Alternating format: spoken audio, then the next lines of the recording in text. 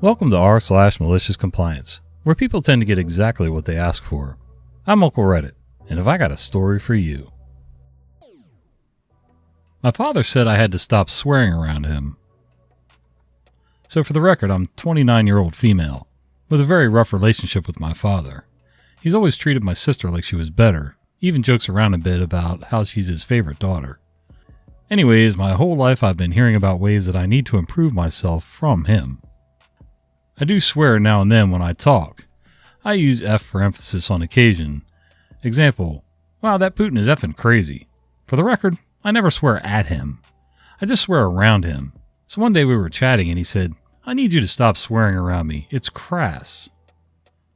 Which I found pretty arbitrary because he has plenty of male friends who swear a lot and he doesn't seem to mind it from them.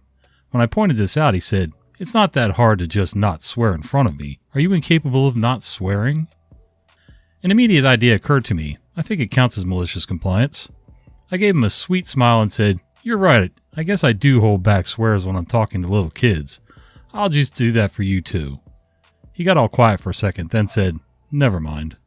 I do think there are a lot of people who are hypocritical when it comes to the difference between men and women swearing. Under normal circumstances, I swear like a sailor and a truck driver got together and had a baby, and I was that offspring. But there are times and places when, you kind of got to curb it, turn it off. For instance, this channel. I can't be just running around saying everything that I want without consequences. Around certain family members, same thing. Around work. So, I don't know. Was he being a hypocrite or were you just overusing it? Did you swear more than his friends? Or were you swearing about the same? Or, I don't know. Not sure any of it really matters. It's just tossing it out there. By the way, pay no attention to the gaping wound on my nose here.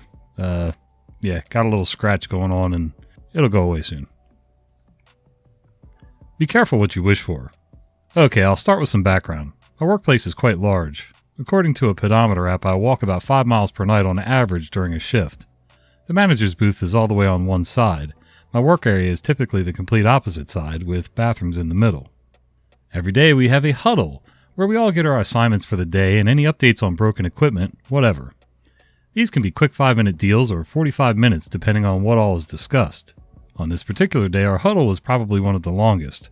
A solid 40 minutes or so standing there listening, waiting to actually do my job. After this, we take about 20 minutes to gather all our supplies and get to our assigned area.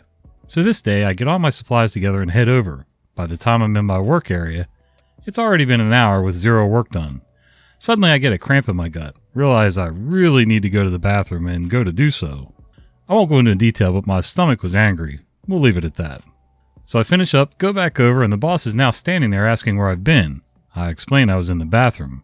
He insists I should still have some work done by now, as we're now 90 plus minutes into the shift, and that I need to ask permission to go to the bathroom, like this is effing middle school or something. I'm 28, this is far from my first job, and I've never failed to accomplish all tasks by the end of my shifts here, even if I start off an hour or two behind. At first I said absolutely not. I was angry. But then I realized every single time I pee, every time I stop to get some water or a snack, I'm going all the way over to this man's booth and telling him. And when he asks why productivity is lower, it's because I'm walking the quarter mile over to your office to let you know every single time I go to the bathroom or do anything just like you asked. I'm definitely not walking fast.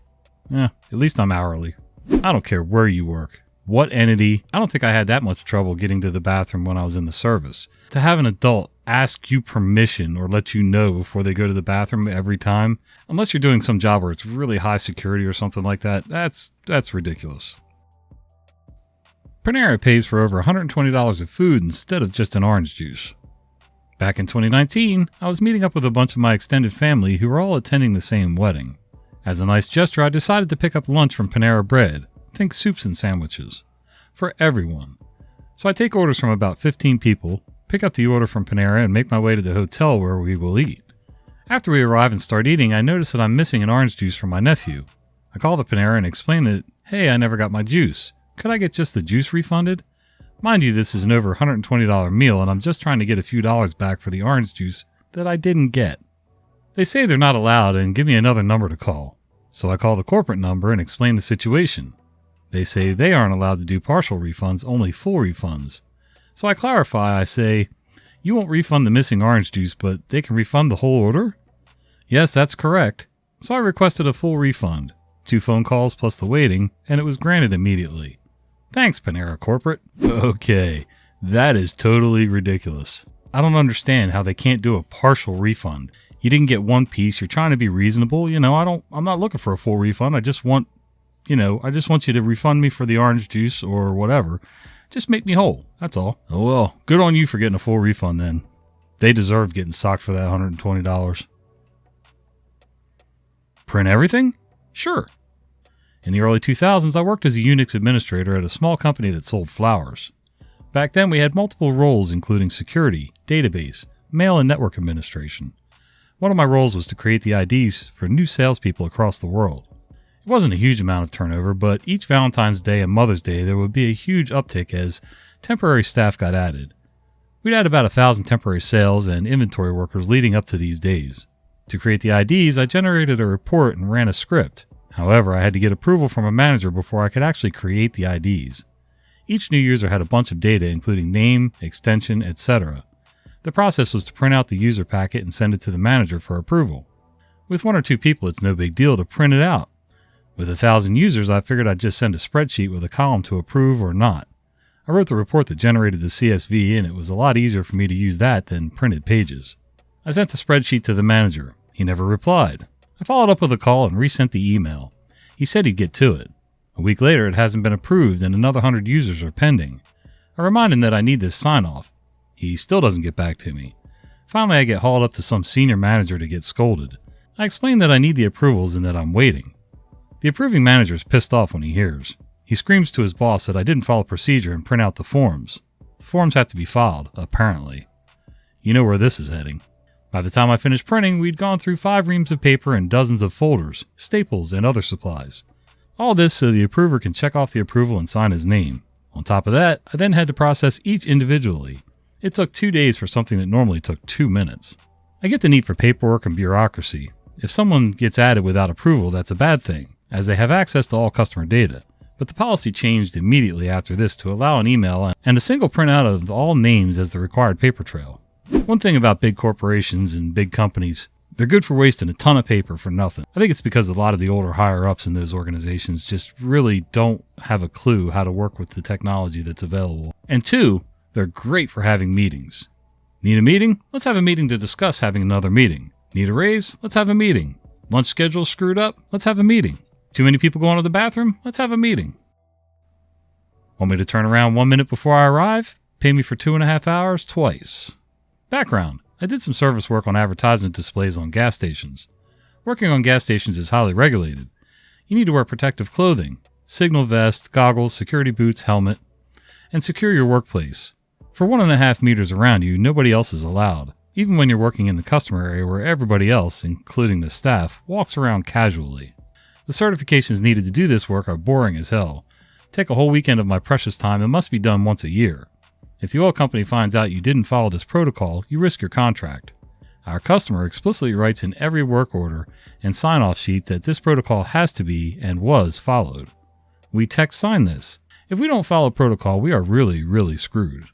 Now let's get started. I was having a really bad day. The last call was somewhere remote, but from where I was, it would only take an hour to drive. From where I usually start, it would be more than 2. The reported error was something that could be solved easily by rebooting a system, and frankly, we've never understood why this was an issue that needed an on-site visit from us, but the customer insisted. When this particular error happens, we usually go on site, suit up, tell the manager what we need to do, and ask them to step a little to the side. In 9 out of 10 cases, the reboot button can be reached with a long screwdriver, so no ladder and no secured work area is needed. It takes less than 5 minutes. Confirming that everything works with the customer takes 10 minutes. This stretches the security protocol just a little bit, but we all, techs working with this customer, agreed that this would be okay. Nobody would be endangered, and in this special case, everyone would benefit. So I called dispatch and informed them that at 1500, I would head out to this location. At 1600, I could literally see the sign of the gas station up ahead. My phone rang and I was informed that our customer ordered me to abort because today they only work until 1630. I tried to reason that this job would be done in less than 15 minutes and that I already was on site. Nope, customer wanted to leave early today. I was furious. So as I arrived the next day, I did what every responsible tech would do. I assessed the situation and found that the one button I needed to push was just out of reach, and thus I needed to set up a ladder. This meant I needed to set up a proper workplace. This meant, by the safety regulations, I needed to close down the registers. I informed the manager, and to my great surprise, he didn't like this. Dispatch informed our customer of the situation. I was told to wait while they discussed the situation. An hour later, I had a nice chat with the manager and a really good coffee. The customer asked if I could do the work without securing my work zone. Naturally, I informed them that I am a certified technician and that the security regulations are very clear about what has to be done. I also remind them that it was in their work order and sign-off sheet that I and the local manager need to sign, that all security measures had been taken. They needed to discuss the matter a little more, so I got another coffee. An hour later, I was asked again to just do my work without closing down the registers. I reminded them of security protocol, but offered to do as they asked if they would send me this in writing. One coffee later, I was cleared to leave the site. This could have been the end of it, but no. As this device still needed a reboot, I got a work order for it 2 days later, and lo and behold, the button was still just out of reach. Same game, same outcome. So instead of letting me do my job when I was already on site, they paid me an absurd amount for not doing my job because of a very strict security protocol they insisted on. Yeah, and all because they wanted to leave early the day before, or 2 days before, whatever. I get having security protocols in place. I understand. I get all the OSHA stuff, job site safety. At the same time, there are some times when those regulations go way overboard. But I guess if your premiums keep going up because people keep doing dumb stuff, then yeah, you got to kind of become a nanny state in your company. And so I can see it from both sides. I know. I'm wishy-washy that way. Got to follow the contract T&C. Below is one of my favorite stories from my days as an on-call service technician. Background. As an enterprise-level security systems technician, I was put on an on-call rotation. The contract with Citi is, we don't pay for travel time, only time on site, in increments of 15 minutes. Company pays me a minimum of 3 hours OT no matter what. Story time. It's Thursday of the first spring long weekend. It's 5 p.m. and I'm just about to leave the office. We got a call from the city for a water treatment plant way out on the most eastern part of the city. On a normal day, this drive is 1.5 hours. On a long weekend, it's 2.25 hours. Client. Hey, terrible storyteller. A truck leaving the plant clipped the gate card reader, and the lights apparently won't turn on anymore. We need you to fix it. I asked the client, have you had mobile guard dispatched to test the unit? It's a long drive on a long weekend for something that may be able to wait until Monday, or not even be an issue. Sorry, he left for a long weekend, and guards are busy at another site. T&C says you got to attend today. Sorry, dude. After 2.5 hours in brutal traffic, I get to the site, check in with the dispatch, and find that no one has tried to get into this gate for over 24 hours. Not one person has even tried to use the gate. Want to know why? As it's an exit gate. The only time it's used for entry is when the other gate is down or when full-size trailers need to access the site, which only happens once a month for chemical deliveries. This gate is not important for a long weekend emergency service and could have waited for Monday, 9 a.m. when the guy who lives down the street could have attended. Cue malicious compliance. 1. Manufacturer's recommendation require me to follow multiple steps to replace faulty devices. There's a lot of things I can normally bypass to save time, but the contract T&C with the city require I follow all appropriate steps to prevent damage to controller. 2. Need access to the main controller and the city guards have that, so I can't start the repair process. Guards won't be there for 35 minutes. They have to pay me while I do payroll and go grab a coffee. 3. With guard on site, I follow each letter of the best practice guidance with meticulous detail and patience. 4. Oh shoot, the backboard on the pedestal needs some repair and modifications as previous integrator installed old reader poorly, but T&C requires me to make it right, so off to Home Depot I go. 5. With new reader installed, I have to make sure the wiring at head end is correct. It's not. Gotta fix that. And I don't have spare wire to do so. Off to location B, 15 minutes away to grab 6 feet of wire. 6. Wiring all done, reader powered on, time to test and commission using convoluted testing sheets and dispatch to ensure proper functionality. It's now 9:30 p.m. I charge client for a new reader, new wiring, proper backplate assembly, and my time to wait for the guard to bring keys and absorb contract T&C. I could have just swiped my card on the reader and left, but I'd rather the company make up for my travel time and labor. I can't remember how much the final bill was. I want to say something like $1,000, but thanks to my notes on the worker, Citi paid in full. Yep, there we go. Terms and conditions and procedures getting in the way of actually getting some good production done and ruining a lot of good long holiday weekends. But if you're making overtime for it and you signed up for the job, then guess what? There was a time when I would have killed for that kind of overtime. You want me to drive that far? No problem. But once I get there, I'm going to make it worth my while and my company's while. So, well, hey guys, thanks for tuning in. Hope you enjoyed the stories. If you did, do me a favor. Would you consider clicking like, subscribe to the channel, and maybe click that little bell icon so you don't miss the fat guy with the beard telling you stories. Oh yeah, and share this with your friends. We're just getting this one kicked off the ground, and it'd be nice to have more than one listener. See ya.